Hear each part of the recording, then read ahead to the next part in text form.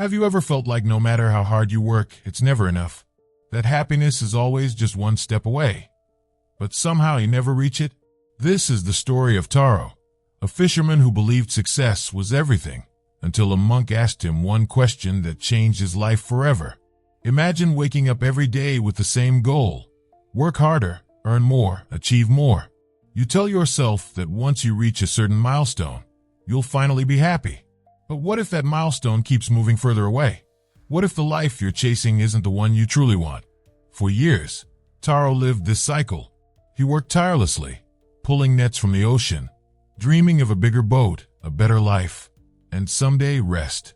But one evening, as the sun dipped below the horizon, painting the sky in fiery hues, Taro met someone who would challenge everything he thought he knew about success and happiness. Seated calmly on a rock near the shore was Master Jiro, an old monk with a knowing smile. "Why do you work so hard, fisherman?" the monk asked. Taro chuckled, shaking his head. "To earn more, buy a bigger boat, catch more fish, and one day finally rest." The monk tilted his head, his eyes twinkling with curiosity. "And why do you wish to rest?" Taro hesitated. "So I can enjoy life." The monk let out a small chuckle, rubbing his chin thoughtfully. And what stops you from enjoying it now?" Taro opened his mouth to answer, but no words came. He stood there, staring at the monk, realizing for the first time that he had no answer.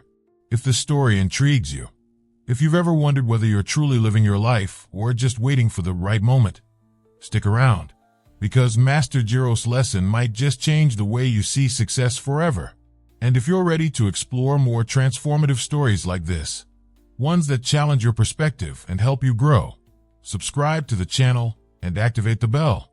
That way, you'll never miss a story that could inspire you to rethink your priorities. And if this introduction resonated with you, leave a like. It's a simple way to show your support and help others discover this content too. Now, let's dive deeper into Taro's journey and uncover the monk's surprising wisdom. Taro let out a short laugh, shaking his head at the monk's question. "What kind of foolishness is that?" he scoffed. "Everyone knows that life doesn't work like that. First, you work hard, then you succeed, and only then do you get to enjoy life." Master Jiro gave a small nod, as if considering his words. "And how long have you been working this hard, fisherman?" Taro straightened, wiping the salt water from his hands. "Since I was a boy. My father worked like this, and his father before him. That's how we build a future, master." The monk smiled knowingly. "And tell me, Taro, has this future arrived yet?" The words hit harder than they should have. Taro opened his mouth to respond, but something about the monk's calm, patient gaze unsettled him. Had the future arrived? No, because there was always more work to be done, more fish to catch, more money to earn, more nets to mend. It was never enough. Master Jiro turned toward the sea, watching the waves roll in, unhurried, unbothered by time. "Let me ask you something," the monk continued. "What will happen when you have enough money? When you finally buy your bigger boat? When you can catch twice as many fish?" Taro answered quickly, eager to regain control of the conversation. "Then I'll hire men to work for me. I'll build a fleet, and with that, I'll make even more money." The monk nodded again. "And then?" Taro hesitated but continued. "Then, once I have enough saved, I'll stop working so much. I'll spend more time with my family, enjoy my days, rest when I please." The monk smiled. I see." He gestured toward the small fishing village behind them. "And tell me, fisherman, why can't you do that now?" Taro's jaw tightened. "Because I haven't earned it yet." Master Jiro studied him for a moment, then let out a soft chuckle. "Taro, you remind me of a man who sits in front of a feast, starving, yet refuses to eat because he believes he must prepare an even grander meal before he takes his first bite." Taro frowned, crossing his arms. "That's ridiculous."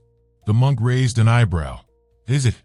Taro turned his gaze back to the sea, his mind restless. For years, he had been chasing something just out of reach, convinced that happiness was waiting at the end of the road. But what if it had been there all along? Before he could speak, Master Jiro stood. "Come with me, fisherman. I want to show you something. Taro hesitated, glancing back at his boat. The net still needed tending. The fish needed to be prepared for market.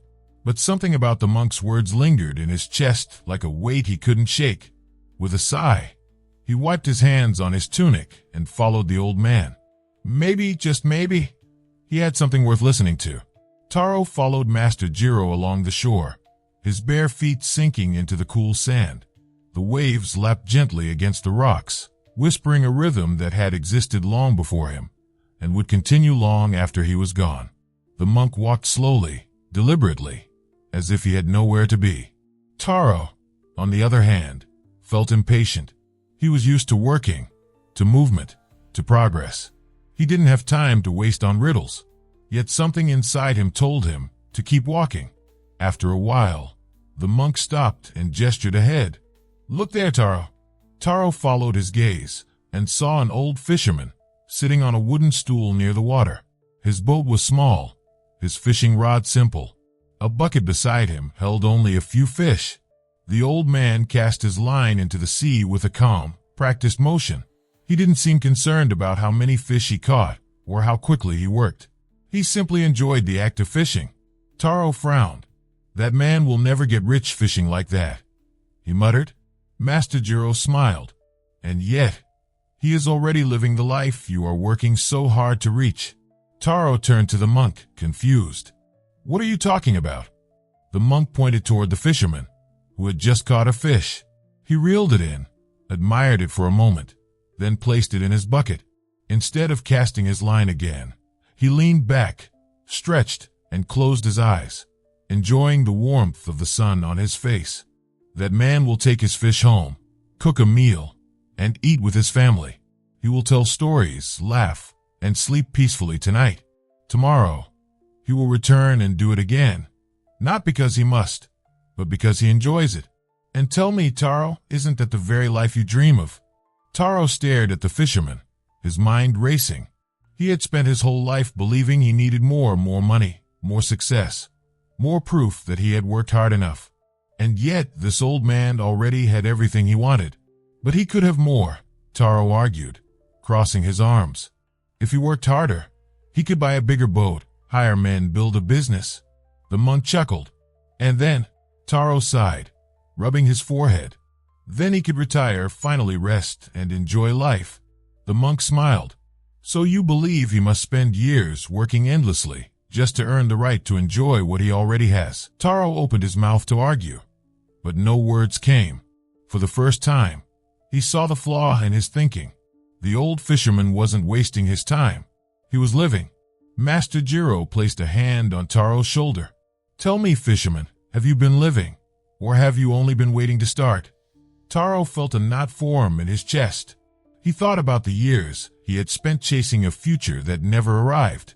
He thought about the meals he had eaten in a rush, the sunsets he had ignored, the laughter of his children that he had been too tired to hear. And for the first time in his life, he wasn't sure if he had been moving forward or just running in circles. Taro stood motionless, watching the old fisherman lean back with a contented sigh. The man had caught only a few fish, but he looked at peace, as if he had everything he needed. The monk's words echoed in Taro's mind. Tell me, fisherman, have you been living, or have you only been waiting to start? For years, Taro had believed that happiness was something earned, something waiting at the end of a long, exhausting road. He had sacrificed sleep, missed meals, and spent countless hours at sea, convinced that one day it would all be worth it.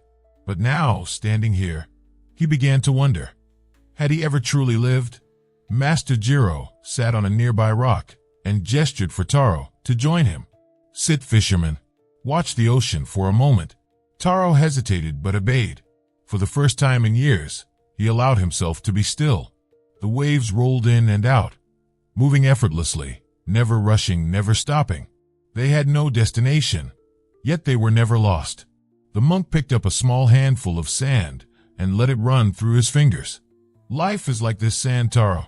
If you grip it too tightly, it slips away. But if you hold it gently, it remains in your palm. Taro swallowed hard. But if I stop working hard, I will have nothing. Master Jiro shook his head. There is nothing wrong with hard work, my friend. But tell me, when was the last time you laughed with your children, sat with your wife under the stars, took a moment to breathe and appreciate the life you have already built? Taro's chest tightened. He thought of his home, of the small but warm house by the shore. He thought of his wife, who always had dinner ready, even when he was too tired to taste it. He thought of his children, who ran to greet him each evening, only for him to brush past them, too focused on preparing for the next day's work. His whole life, he had been running toward a future that was already there, waiting for him. I don't know how to stop, he admitted quietly. The monk smiled. Then don't stop. Just slow down. Taro frowned. And if I lose everything because of it? Master Jiro chuckled. Let me ask you, Taro, what is it you are so afraid of losing? Money? A bigger boat? Or the life that is happening around you while you chase those things? Taro looked out at the ocean again. The waves never fought the tide, yet they always found their way home. For the first time, he understood. He had been afraid of losing the wrong things. He exhaled, a weight lifting from his chest. Maybe I don't need to wait to enjoy my life. The monk patted his shoulder. A wise realization, my friend. And what will you do with it? Taro hesitated. Then, for the first time in years, he made a decision that surprised even himself. He stood up, brushing the sand from his hands. I think I'll go home early today. The monk simply smiled. Have you ever been so focused on the future that you forgot to enjoy the present? What if happiness isn't something to chase, but something to embrace right now? Taro walked back to his village, the salty breeze carrying the scent of the sea. His steps felt lighter than they had in years. For once, he wasn't rushing to prepare for the next day or worrying about how many fish he needed to catch. He was simply going home. As he entered his small house, his children ran to greet him. Normally, he would give them a quick nod, already thinking about tomorrow. But tonight, he knelt down, embracing them with a warmth they hadn't felt in years. You're home early, father, his youngest son exclaimed, eyes wide with surprise. Taro smiled. Yes, I am. His wife appeared in the doorway, a look of curiosity on her face. Is everything all right? She asked. Taro met her gaze, truly seeing her for the first time in a long while. The fine lines near her eyes, the gentle concern in her expression, the love and patience she had shown him for years, even when he had been too busy to notice. Everything is perfect, he said softly. That night, Taro did something he hadn't done in years. He sat with his family, ate slowly, and listened to their stories. He laughed, not because the moment demanded it, but because it felt right. And for the first time in his life, he wasn't thinking about the next day. He was here, present, living. The next morning, he still went out to sea. He still cast his nets, still worked hard. But something had changed. He no longer fished out of desperation, out of an endless hunger for more. Now he worked with peace, not pressure. He fished because he enjoyed it, because it provided for his family, not because he was a prisoner to his own ambition. As he pulled his nets in, he thought of Master Jiro's words. If you grip the sand too tightly, it slips away. But if you hold it gently, it remains in your palm. He finally understood. Success was not about having more. It was about knowing when you have enough. That evening, as the sun dipped below the horizon, he sat by the shore, watching the waves. For years, he had seen them as something to conquer, an obstacle between him and the life he wanted. But now, he saw them for what they truly were. They were constant, unrushed, balanced. And for the first time, Taro was too. What's one moment in your life where you realized you were chasing the wrong thing? Share your story in the comments. I'd love to hear your perspective. If this story made you reflect, if it inspired you to rethink your priorities, consider leaving a like.